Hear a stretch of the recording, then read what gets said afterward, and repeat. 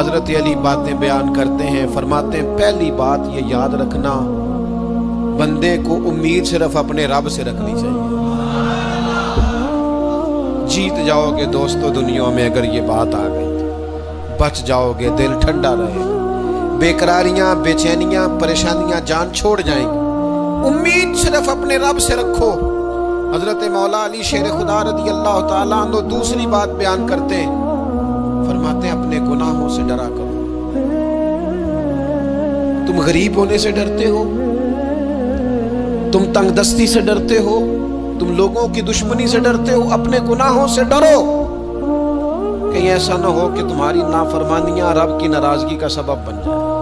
اپنے گناہوں سے ڈرو۔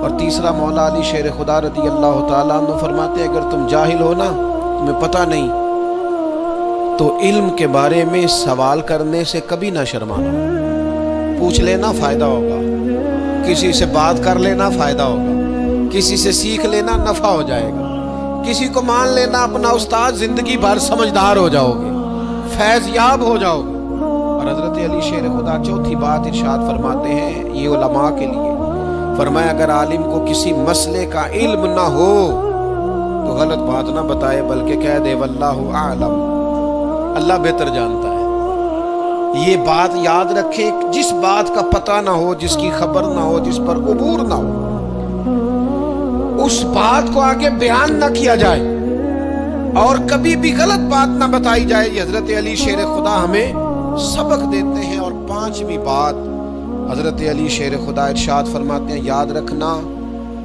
ایمان میں صبر کی وہی حیثیت ہے جو جسم میں سر کی حیثیت ہے۔